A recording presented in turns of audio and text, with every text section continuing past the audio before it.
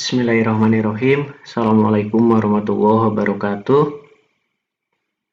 Selamat pagi teman-teman. Bagaimana kabarnya hari ini? Semoga kesehatan selalu menyertai kita semua. Amin. Sebelum pembahasan, saya akan menyampaikan terlebih dahulu. Sepertinya untuk perkuliahan kita itu akan seperti ini sampai dengan UAS. Semoga kita masih bisa bertemu ya di luar sana. Amin.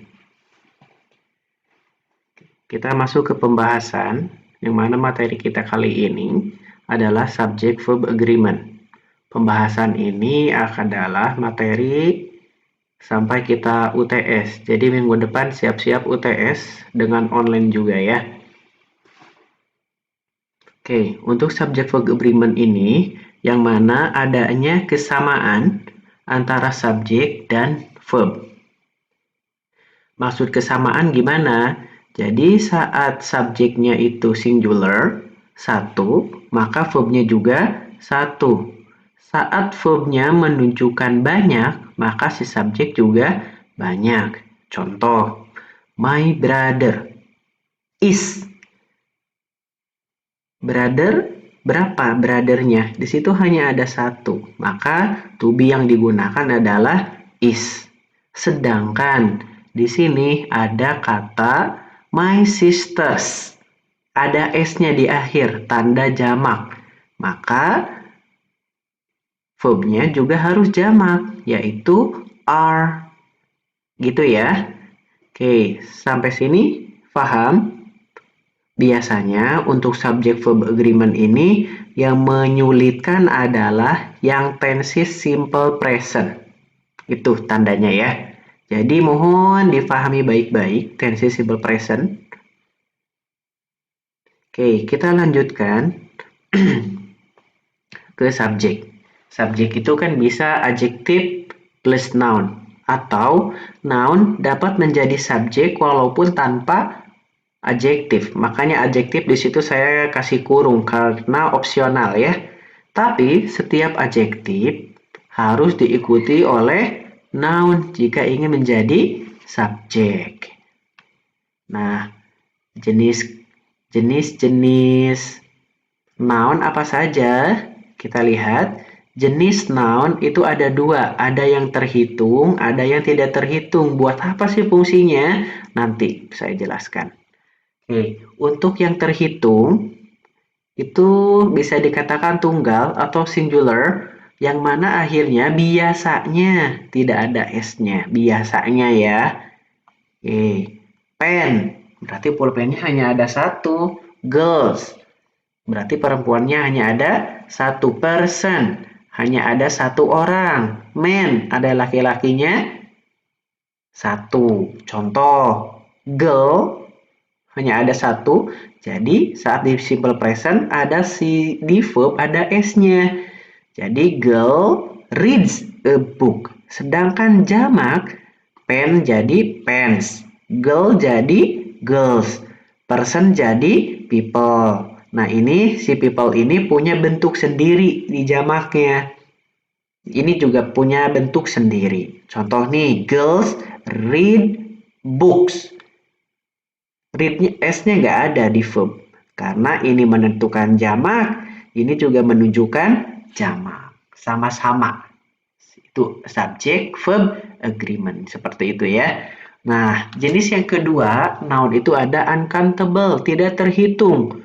Nah, untuk yang tidak terhitung ini, biasanya berupa cairan atau sesuatu hal, ide, itu termasuk uncountable. Maka untuk jenis noun ini selalu tunggal. Contoh nama orang, nama-nama negara, danau, laut, dan yang lain sebagainya. Contoh nama orang nih, Eric, Ericnya hanya ada satu. Reads, menunjukkan tunggal. Di verb itu ada S-nya. Eric reads a book. Seperti itu. Lanjutkan pembahasan jenis adjektif. Ada artikel, ada quantity, sama verb ing nanti ya. Setelah ini kita bahas. Verb ing dan verb 3 nanti. Artikel, titik-titik konsonan. Artikel ada 3, ada e, en, de. E dan en selalu tunggal. Ingat, berarti verbnya tunggal. De ini bisa tunggal, bisa jamak. Apa yang membedakan antara e, en, de, e dan en fungsinya sama tunggal. De untuk semuanya. Yang membedakan kalau de itu bendanya sudah jelas. Ya, oke. Yang selanjutnya quantity. Untuk countable tunggal, one, each, another diikuti oleh benda yang tunggal, maka verbnya juga tunggal. Mohon diingat nih. One girl speaks, contohnya nih. Ya, selanjutnya. Untuk countable jamak, benda yang dapat dihitung banyak, maka verbnya juga jamak. Contoh, two, both, several, many, a few of, a number of. Two di sini hitungan ya. 2, 3, 4, 5 sampai selanjutnya. Contoh, many books, kata many diikuti oleh countable jamak. Many girls speak, gak ada S-nya, English. Seperti itu ya. Oke.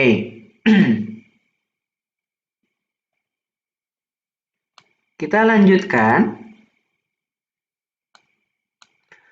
Untuk benda uncountable, untuk benda yang tidak dapat dihitung, nih kata-kata ini nih digunakan untuk benda yang tidak dapat dihitung, plus di verbnya itu tunggal, diikuti oleh verb tunggal. Contoh, much money makes, gitu ya, him arrogant, gitu.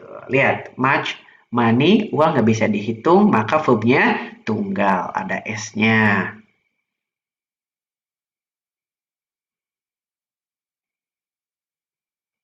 Oke, kita lanjutkan.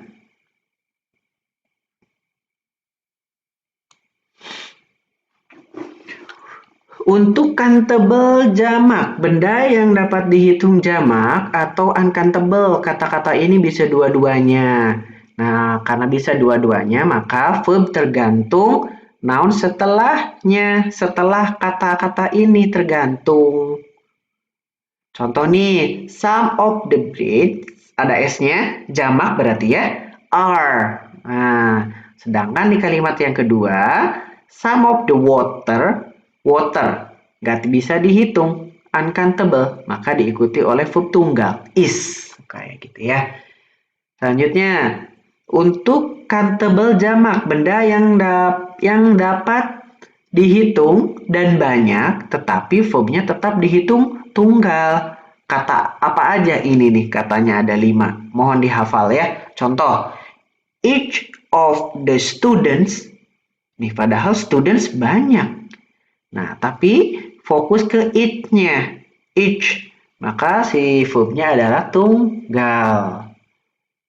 Nah, yang ketiga tadi adjektif plus verb ing, verb 3. Jadi maksudnya ini adalah adjektif ini bisa dibuat dari verb yang mana verbnya itu dirubah ke verb ing atau verb 3. Contoh, an amazing, verb ing. Maka verbnya tunggal. Karena hanya ada satu, ini trips. Nounnya itu intinya trips, bukan amazingnya. Ya. Many fried chickens. S nih, banyak. Ayamnya banyak, maka verbnya juga jamak. Oke, sekian untuk pembahasan kali ini. Kita lanjutkan nanti ya. Terima kasih.